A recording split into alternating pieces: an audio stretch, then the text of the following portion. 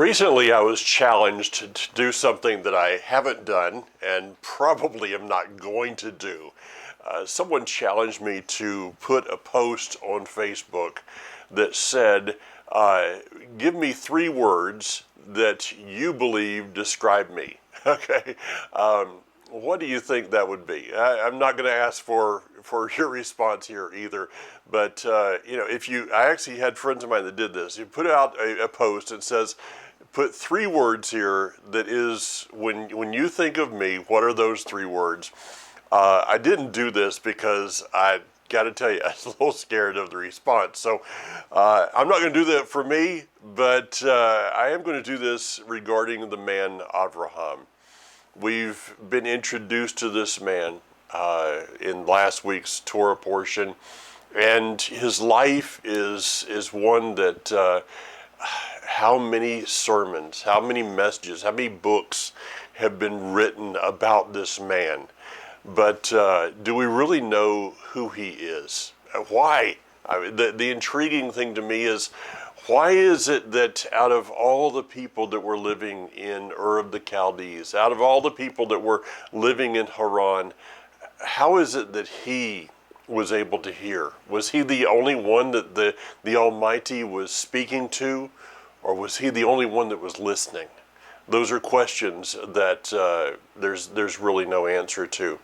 So 3 words that give the idea of the character of this man. I'm going to use these 3: hospitality, merciful, and overall faithful. Now we are introduced to an aspect of his life. He's gone through, the promises. We've seen the ups and downs, and I'm so thankful when I get into these areas of the Torah, and you go through the life of Abraham, of Isaac, of Isaac, of Yaakov. You go through these people. The thing that I'm thankful for is that, the Father could have, as the revelation, these men didn't write these things about themselves. It was written by Moshe under, I believe, under divine revelation at some point in time, that he was given these words to write down of history. Some of this was probably passed on, word of mouth, but the end result was the divine revelation that we have, which is the book of Bereshit. The Almighty could have kind of glossed over some things. He didn't have to tell us about the failures of Abraham. Consider this: when you're sitting down and you're telling stories about, maybe you've got a group of your children, grandchildren together, and as happens with us occasionally, that we'll sit down and tell us stories. What do? You normally tell the good stories. It's like if our grandchildren begin to ask me questions about my mother, my father, my grandfather, my grandmothers. There's things that I know that, they were not perfect people by any stretch of the imagination, any more than I am. But you tend to not, tell the stories of their failures. You tend to tell the stories of their successes and the good memories that you have. And so, but here with the book of Bereshit, we're told all of it. We're told the good, the bad, and the ugly, as the movie title was. And why is that? Because he wanted us to see that these are real people. And the thing to take heart about in these Torah portions is that they were real people going through real struggles, having real issues in life, and they had some successes, they had some failures. And so both of them should give us the courage to continue to walk forward, to even walk through our struggles, our challenges, the times that we fail, knowing that the Father is in the end still using, as for centuries now, and still is working through very flawed, imperfect people. Okay, with that, we see Abraham as he's sitting at the entrance to his tent, and it's the heat of the day, taking a little break from the sunshine, and Israel, depending on, I think I know about the timing. I think that Lot actually gives us a clue to the timing that this is. And so Abraham is sitting there, and he's gazing out at a land that he feels he's still a foreigner in. Why? What's the revelation there? I think we'll see that as we get to the end of the Torah portion. It's going to be evident to him why he sees it, but there's a key missing to the vision. And I think that this is a man, in that day you didn't have computers and cell phones and all the distractions and media that we do today. This is a time in which people thought. Something that's really lacking, by the way, in our society, that most people don't have much time of their own to just think. That's why I usually, I don't mind driving. I don't mind trips.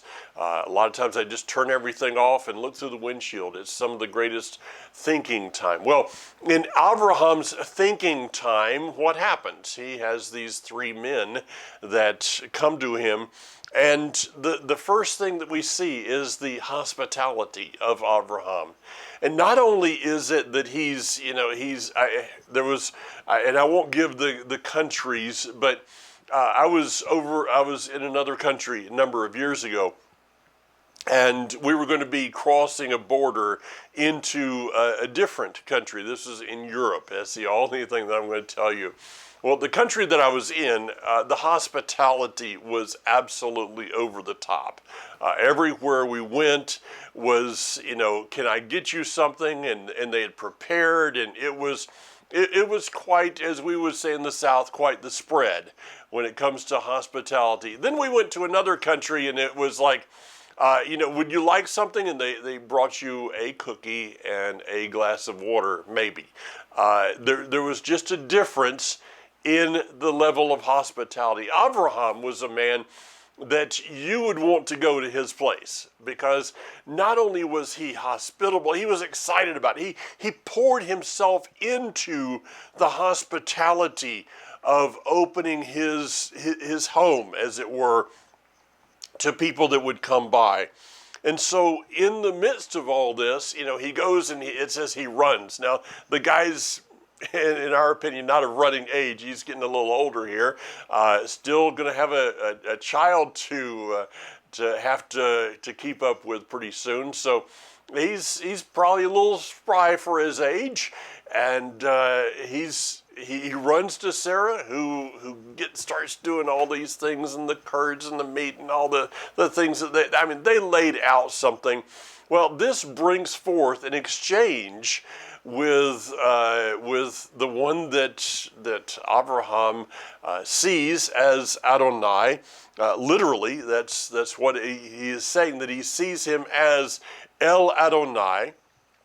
And in the process of this, I just love the way that it lines out. That he's told, now Sarah's inside the tent, kind of a, there's not much of insulation there on the tent wall. So everything that's being said to Abraham, Sarah can hear. And she, as he's being told that, in a year's time, you're going to have a son. Consider what you would do. Okay, you're in your 90s. What would you do? When it says that Sarah laughed, I don't see this as a lack of faith.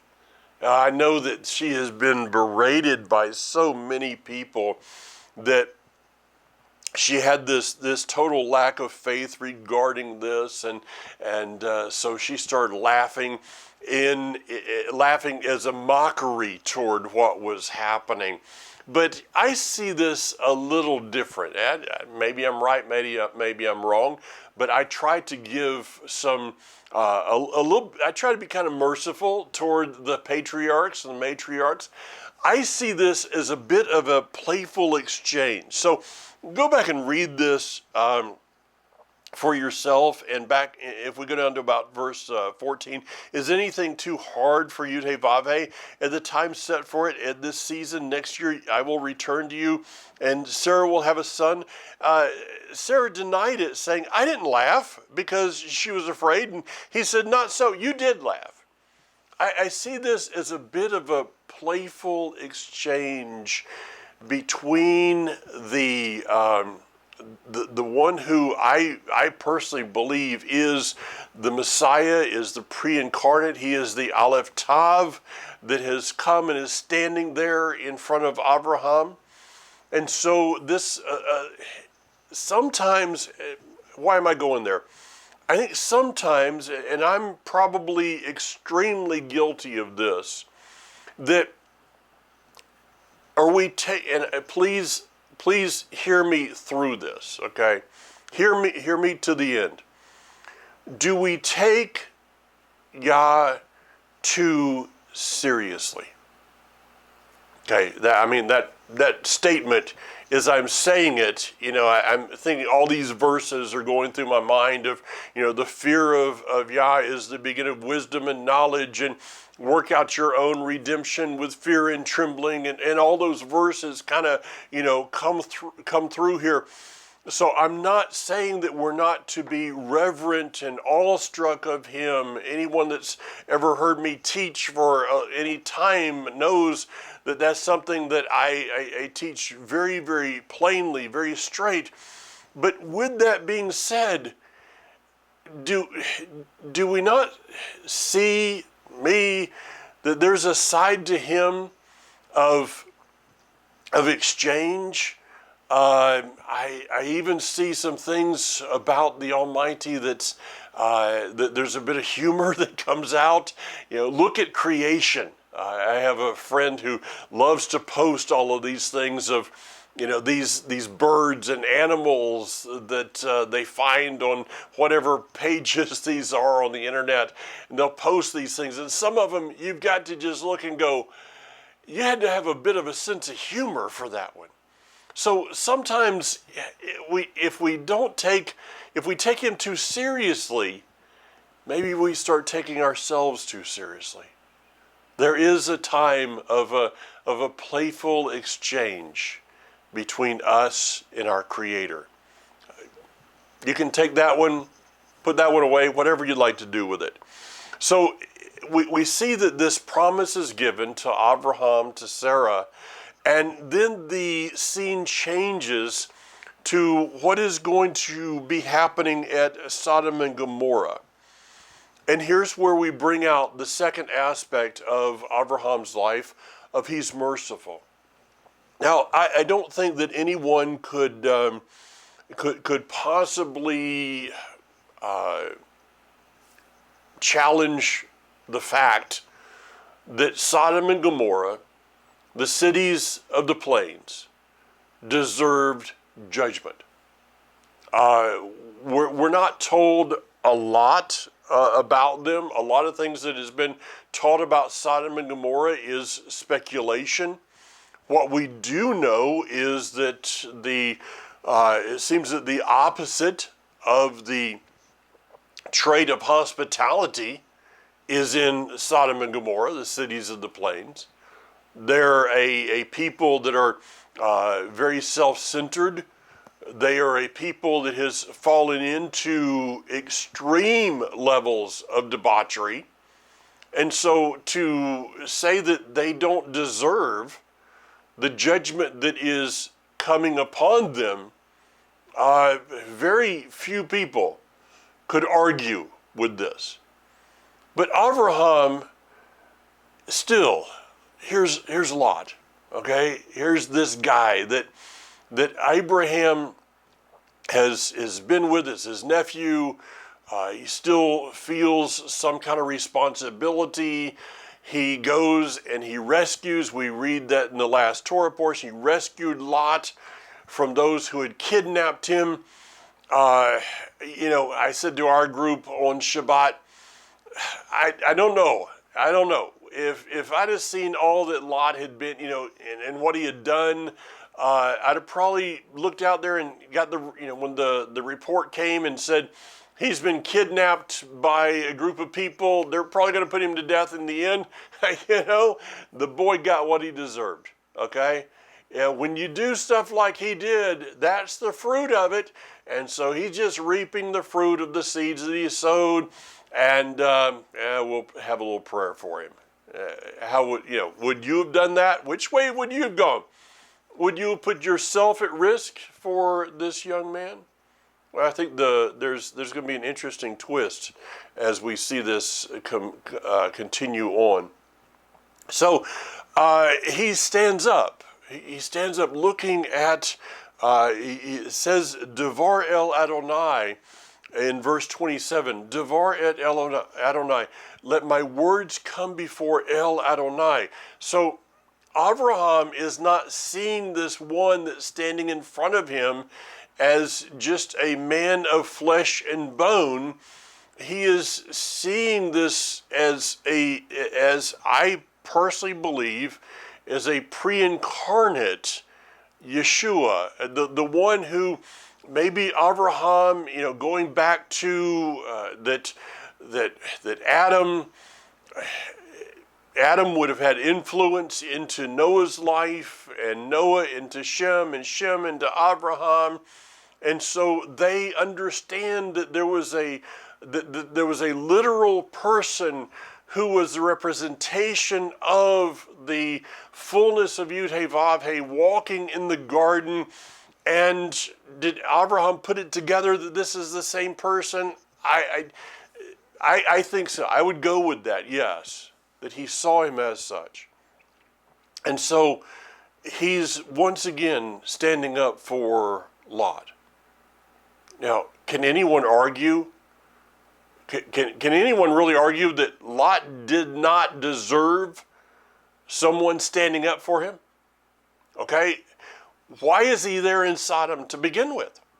After Abraham rescues him from these kings, he goes and meets with Melchizedek, with Shem, and could Lot have been there at that meeting? I don't know. But somewhere along the way, Lot turns back to Sodom. After being kidnapped for being where he was in the midst of that the debauchery has to be revealed, is being revealed to him, and he makes the decision. He makes the conscious decision to go back to that. It's the dog will return to its vomit kind of thing. A person will always return to what's inside of them. This is why counseling and all of these, we've got to educate the sin out of people, and this.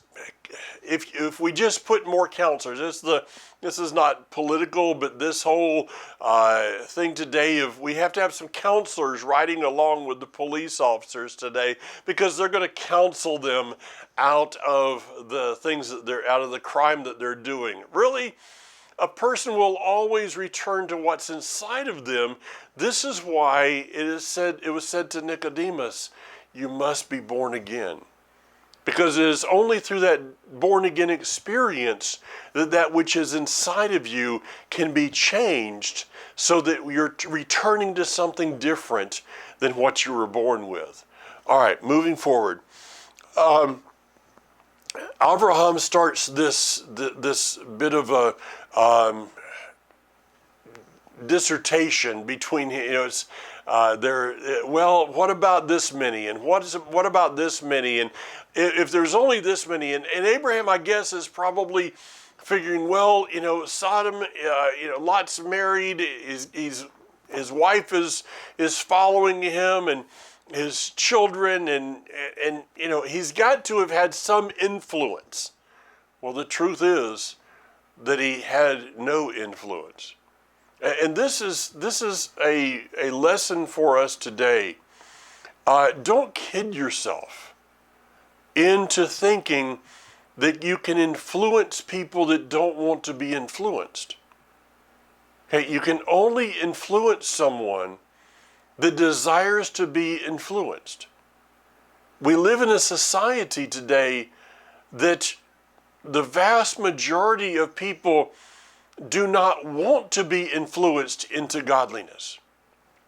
They are very happy with their religious trappings and the lifestyle that they have. And so when you come before them with some kind of a message of righteousness that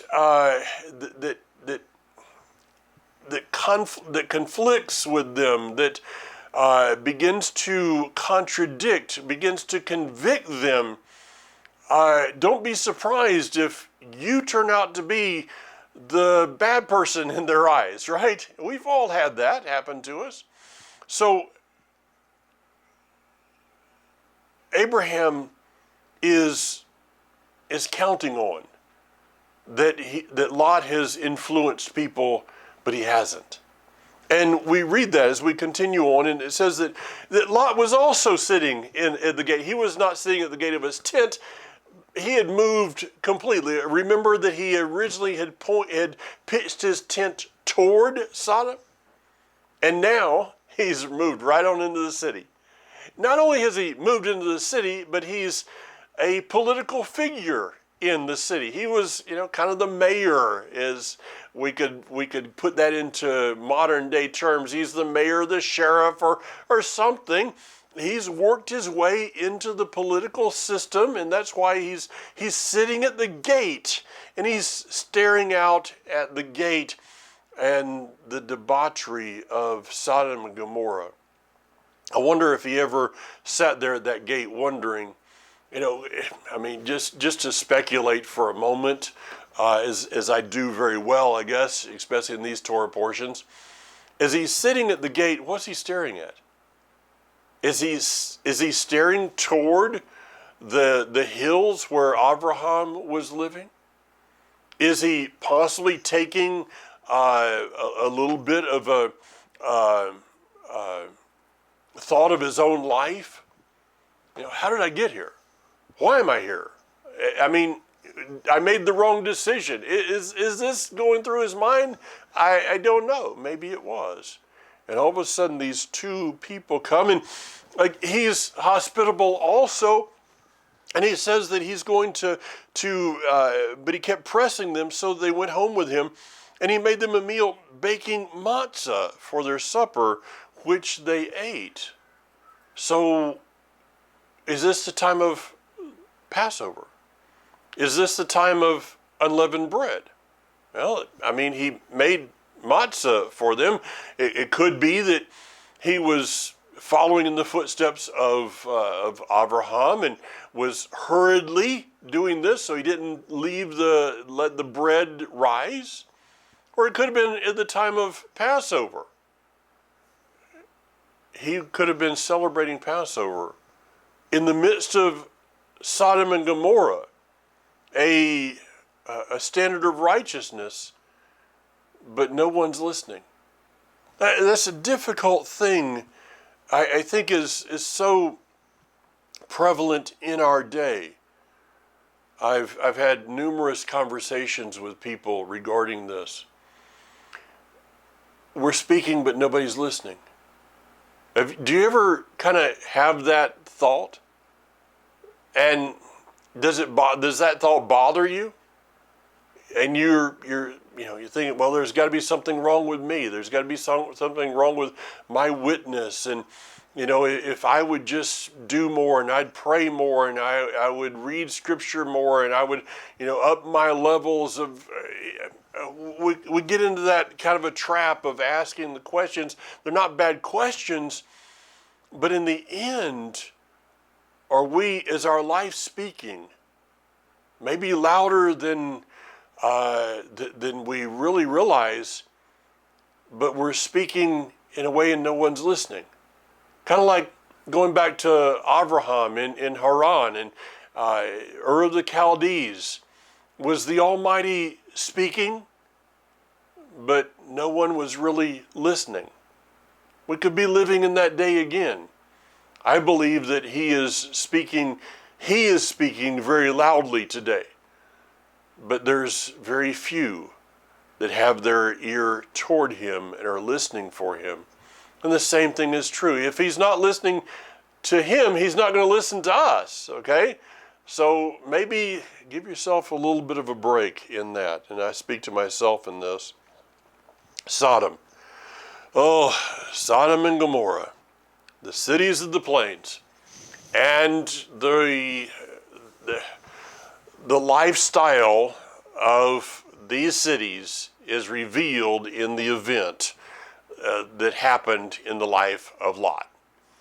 Wow. I read a book. I bought a book a number of years ago. I can't remember. It might have been Leonard Ravenhill that wrote this book. I bought it. You know, a lot of books you buy because of the title, and this is one of those that I bought because of the title. Ended up being good, but I bought it because of the title. And it was Sodom Had No Bible. That title was intriguing to me. The concept of the book is that Lot was the only scripture, the only witness. Was he a good witness? Not so good witness? Okay, you know, we can go there. You go over to 2 Peter, and it talks about righteous Lot living and how his own spirit had been singed. His soul had been singed because of where he was living at. But he was really the only witness that they had of any kind of a righteous living. And then the book went on to talk about America specifically. America, Europe, most of the world, a lot of the world today. How many scriptures? How many copies of the scripture do I have on my bookshelf? You know, how many different translations? I have one book that has the gospel and apostolic writings, has 26 different translations in that one book. I have everything from the King James to the New King James to the complete Jewish Bible to the Amplified. Okay, and I've got resources for Hebrew. Anyone in the world, most anyone in the world today can go online and they can read a scripture. They can find it in their own language. They can go to some form of Bible study in their own language and even go back and be able to study the scripture in Hebrew or Greek or whatever they want. Here's the point. No one's without excuse today. Let me just talk about America. You know, there's a church on every corner, it seems. Now, many of them in our day are closed up. Many are being turned into thrift stores and all kinds of stuff. But through the century, through the years, the decades of the United States, not knowing is something that it's just there. So this book, Sodom Had No Bible, was written out of a thought that if the judgment came to Sodom and Gomorrah in such a way as fire and brimstone coming down from the heavens, we are totally without excuse in a day of judgment. Reverend Billy Graham said numerous years ago that if the Almighty did not judge America, that he would have to raise up Sodom and Gomorrah and apologize. Now, I say that, and I said that one time, and someone took exception, and because they take themselves a little bit too serious, probably. But I can understand why Billy Graham said that. because I think that, and this was years ago prior to his death, look at what has happened. Now, I can't remember when Mr. Graham died. It's been I think within the last 10 years. But consider, if you just think back to 10 years ago, what was in the media, what was on television, and look at what's happening today. The slope, the slope, the slide that we are on in this generation, it's been a slippery slope for a long time, but somewhere along the way, someone got a can of Crisco out, and they greased the slide pretty well, and there's no climbing back up that thing. If you remember as a child, you go out to the playground, and you could slide down. Those slides that we had, the old metal ones that you had to, that burnt you. You'd slide down, and then just because you could, you'd climb back up the thing, right? You'd grab a hold, and you'd see if you could climb back up instead of going around and getting on the ladder again. Hold the whole line up because you were wanting to climb back up, and so you did. But then, what if there was, rain that day, or what if, all of a sudden you can't get back up there? What if somebody puts a little oil on there? You can't get up there. What if somebody put Crisco? There's no way you're climbing back up that thing. I think that's where we're at today. There's no climbing back up. There's no way back. And I know that there would be some that would take exception with me on this statement, but I truly believe it. And this is why I don't join in with a lot of the mantras of the day, because I don't see a way back from where we are. I only see a way forward, and that is toward the kingdom. Now, it says that as all of this is happening, that Lot's wife, as she is running with Lot, she's kind of being dragged along, and she's looking back. The wording here, from my understanding, is not that she glanced over her shoulder, but rather she's gazing. She's longing. She's literally being dragged out. So here's a question. Here's I think a pretty legitimate question for our day. As judgment comes, and if you don't see what is happening around us as judgment from the Almighty, the things that are happening in the financial world, in the political world, in the religious world, in supply chains and all of these things. See, I don't just put this as man's lack of control or the wrong person in the White House. I see this as the judgment, the beginnings of judgment of the Almighty upon this earth. If you don't see this as such, then you're going to constantly want to go backwards instead of moving forward. I don't apologize. I can't go backwards. I have to move forward. And so when Sodom and Gomorrah is the fire and the brimstone is coming from the heavens, here's Mrs. Lot with her gaze. She didn't want to leave. She's being dragged out. So the question has to be, as judgment comes upon this earth, are you going to be running out, or is someone going to have to be dragging you out? Well, it didn't work real well for Mrs. Lot, did it? Being dragged out, it says she turns to a pillar of salt. It's funny, over in Israel, there's this place that says Mrs. Lot's wife, this pillar that looks has some. I've looked at that numerous times, and it's like I still can't see anything there. So, but you put up a sign in Israel, and people will stop and take pictures. That's another subject of a somewhat joke. Now, how about his daughters? All right, let's go. This is a family show, so let's go to his daughters for a few moments. There's so many there's so many levels that we can go to with this regarding the daughters. But remember that Lot has, he was willing to give his virgin daughters unto these men who came to the house. I had this funny feeling that Lot really didn't know his family very well. He didn't know. He was not engaged with his family. This whole thing with Lot.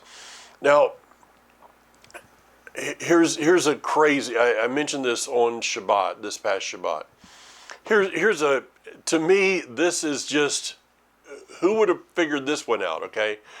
What if Abraham had not rescued Lot? Okay, Lot would have probably, he had been taken captive. In the end, he would have probably been put to death, and Abraham could have said, got what is coming to him. What about when the angels, when Adonai comes to Abraham and, I'm going to destroy Sodom and Gomorrah? Well, the second opportunity for Abraham, it's like, hey, yeah, I know, Lot's there. Boy's going to get what's coming to him. He should have never gone back. He really shouldn't have gone back. One time making a mistake is something, but twice, really? Okay, let's watch it all happen. Here's Abraham's merciful nature that rescues Lot for the second time. Then we have the daughters that decide to have relationships with their father Lot and give birth to a couple of boys. One of them is called Moab, and the other is called Ben-Ami. This is the crazy thing. When we go over to the next chapter, into chapter 22, and I'll get there in just a moment, to jump ahead a little bit, Abraham takes Isaac to Mount Moriah. We know the story. Well, let's just go to the story, then I'll give you this one in a moment. What would it have been?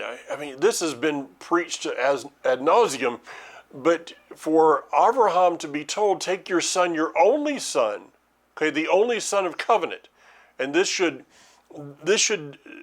take care of the Middle East, the Middle East situation once and for all. That Abraham only has one covenant son. He has two sons, both of them having promise, both of them having some type of inheritance, but there's only one covenant son, and that is the person of Isaac. So he's told to take him and to sacrifice him on Mount Moriah. Really? What would you have? He gets up early. The scripture says he gets up early and loads up everything. I don't think this is the first time that he's made this trip with Isaac. He's probably at one point in time has even taken Ishmael to Mount Moriah. He knows where to go. He knows where traditionally it is said that the dirt to form Adam was taken from Mount Moriah, from where the Harabite, the Temple Mount, is. He knows that this place is special. Does he know all that's going to be? No, not at the moment. But he's told to take this offering. This could have been the Passover. He could have been, once again, he had taken Ishmael, he had taken Isaac. That's why Isaac can look and say, I see the wood and here's the fire, but didn't you forget something, Dad? He says, no, I didn't forget anything. And so he explains to him And I've done a lot of teaching here while standing on the promenade there south of Jerusalem about when Abraham comes over this hilltop from Bethlehem, from Hebron, Bethlehem, over this hilltop of the Haas Promenade, and he literally can see the sheen, the three valleys that form the sheen, which is the letter for El Shaddai, or he will provide. So this is why Abraham can say, Adonai will provide. He had it because he had already seen it. He had seen it in the topography that was there in front of him. He says the infamous words, we will go worship and return to you. This word worship is, we have worship services. Well, if I tell you that we're going to have a worship service, what is that worship service? What does that mean to the average person? Well, we're going to have a lot of music. Okay, we're probably going to have some prayer, maybe some altar time, but it's mainly going to be that we're going to have an extended time of music. However, we don't read anywhere in the text that there's, anyone up there on the Temple Mount that has any musical instruments. So has the word worship been brought to something that it never was intended to, or has it not been defined properly? I believe so. Can worship be with music? Yes. Prayer? Yes. Sure. But here's the definition of worship is obedience. So the highest form of worship is obedience. So when you and I, let me give you just a very, very basic example.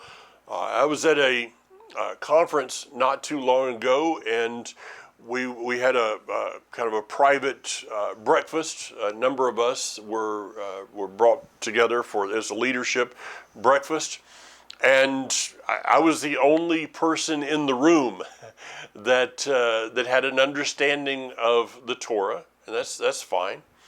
But I'd had to make some special. They had already made some special arrangements for me because of Shabbat, and the executive secretary that I know very well had been very gracious about this. Doesn't really understand that I know anything really regarding this, again, that I know of. But all of a sudden I see that they're bringing out the breakfast, and it's eggs and grits, or eggs and hash browns, and a few strips of bacon. It's not turkey bacon. Now, I could have just, pulled the bacon off of the plate and set it to the side, but that bacon's been on the plate, all right? Which means to me that bacon has made my plate unclean. I could have made a big stink about it. I just looked at the waiter that was, coming over, and as they got there, I said, I'm sorry, this is not your fault, but is it possible for you to give me a breakfast that has no meat, no bacon?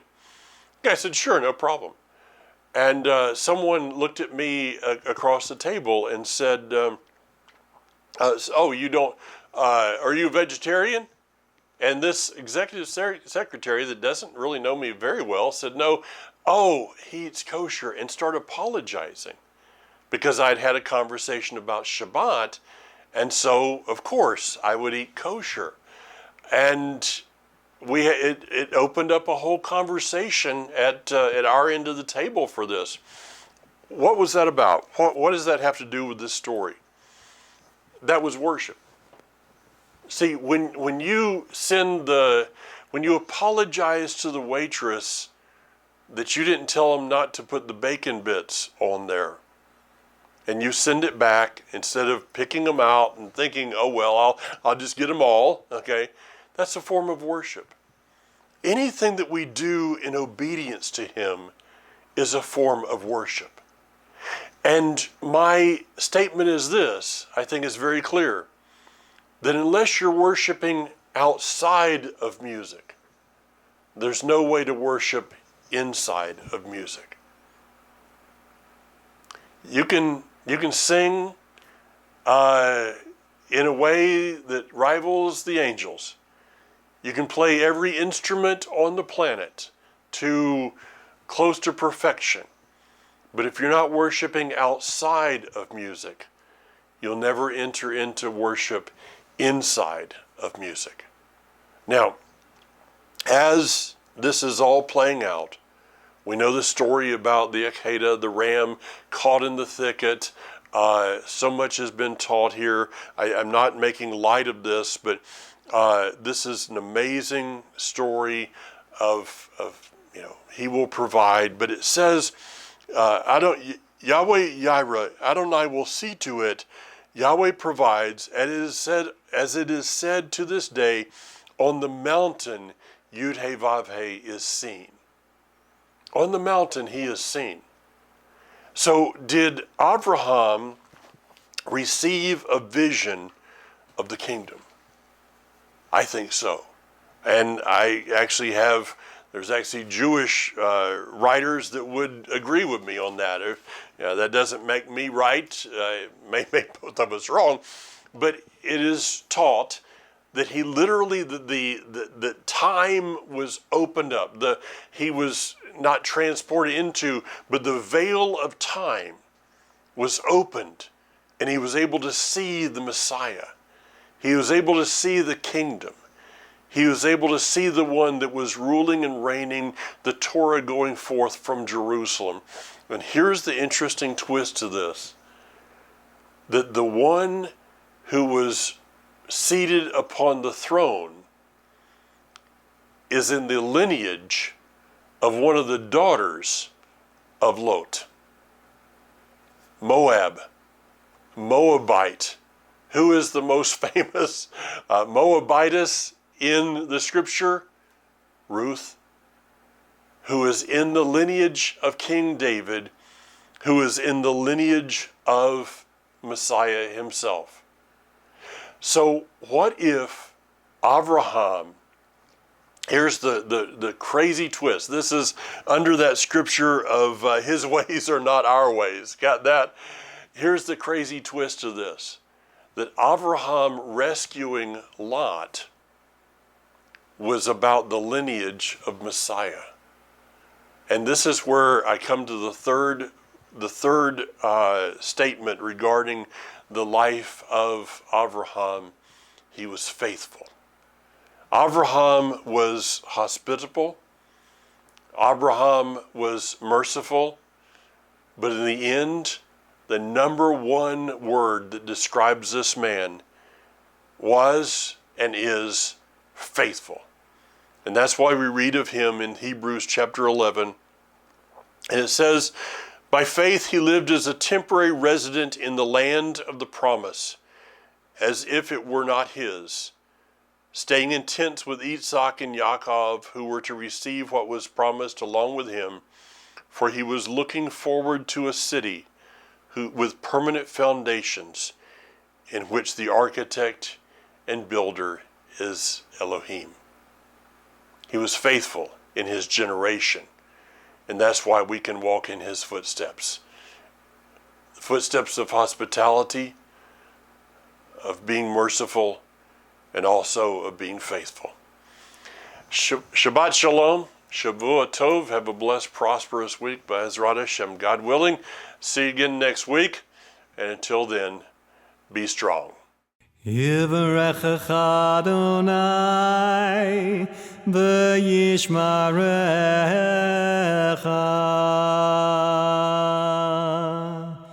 Ya'er Adonai panav elecha v'yichunecha. Yisa Adonai panav elecha v'yasem lecha shalom.